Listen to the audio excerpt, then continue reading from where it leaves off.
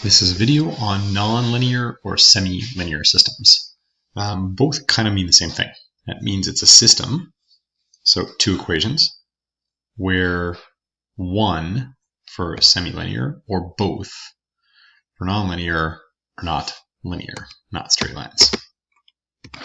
Okay, so here's an example of a semi-linear system. It says solve this system, f of x is 4 minus x. I know that that's a straight line, it's linear. And g of x is 2 times x minus 1 all squared minus 3. It's a quadratic function in standard form. So how do I know that this one's linear? Well, it doesn't have a square. It's not x squared.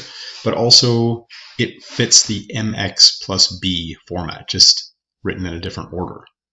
My m would be -1, my b is 4. In fact, if I graph this, I'll just over here for a sec, because I was recording.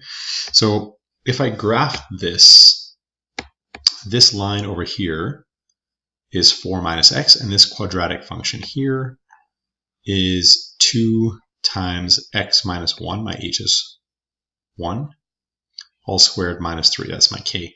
So this is a quadratic, this is a line.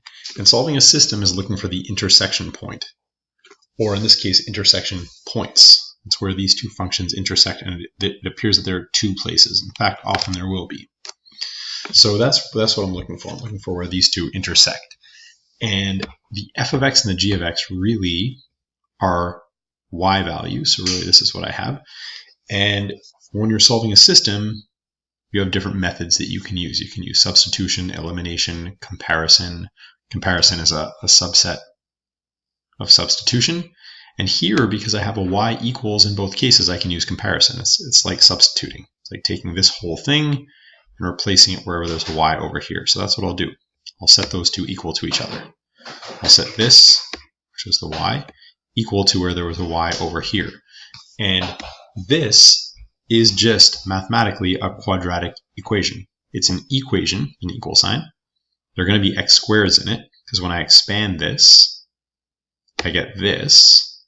And how do you solve a quadratic equation? Well, you move everything to one side, make one side equal to 0. And then you have options. Then you can solve this by factoring. If it's factorable, you can use the quadratic formula. You could complete the square. Any of those would yield two answers. And this one happens to be factorable. So just as a quick check, 2x times x is 2x squared. That's plus 2 and minus 5. That's negative 3x, and that's minus 5. That works. So when I'm solving a quadratic equation and I get this factored form, it means that either this factor could equal 0, 2x minus 5 equals 0, which means that x itself equals 5 over 2. If you plugged it in, it would work. And if x plus 1 equals 0, it means that x is -1. And those two are the two x values. Let's flip back over here. Those are the x values of these two intersection points. And when I'm solving the system, what I want is the coordinates of each point. So when x is 5 over 2, that's for my first point, I would plug that x in to solve for my y value. When I simplify, I get 3 over 2. This is 8 over 2 minus 5 over 2, that's 3 over 2. And it doesn't matter which one I use, but just to prove to you here that if I had plugged in 5 over 2 into this y, this g of x, 5 over 2 minus 1, that is 3 over 2 all squared is 9 over 4. 2 times 9 over 4 is 9 over 2. 9 over 2 minus 3 is the same as 9 over 2 minus 6 over 2, which is also 3 over 2.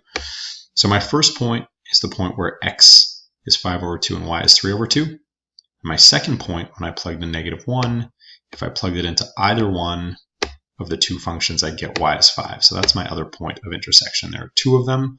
Those 2 points make up the quote-unquote solution to the system. Okay, so that was semi-linear. Non-linear is when I have two quadratic functions. I could graph both of these. They would both be parabolas. And when I'm looking for the solution, I'm looking for where these two functions are equal to each other. Again, because I have a y equals and a y equals, I can just take this whole thing and replace it where there's a y over here. I can substitute this whole thing in for y. And now, again, I have a quadratic function that is solvable by moving everything to one side. This one, again, happens to be factorable. And that means that either from this factor x is 1 or from this one x is -4. And again, I plug in each one to find the corresponding y value. If I plugged in x is 1 in here, I'd get 2 times 1, it's 2, plus 4, 6 minus 1 is 5.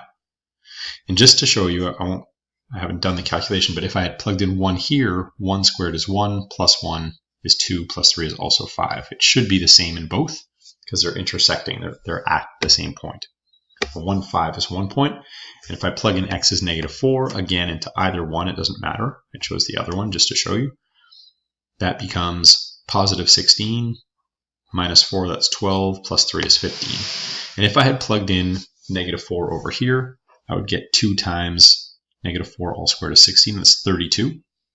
Minus 16, that's 16, minus 1 is 15. I would have gotten the same point, and those are my two intersection points.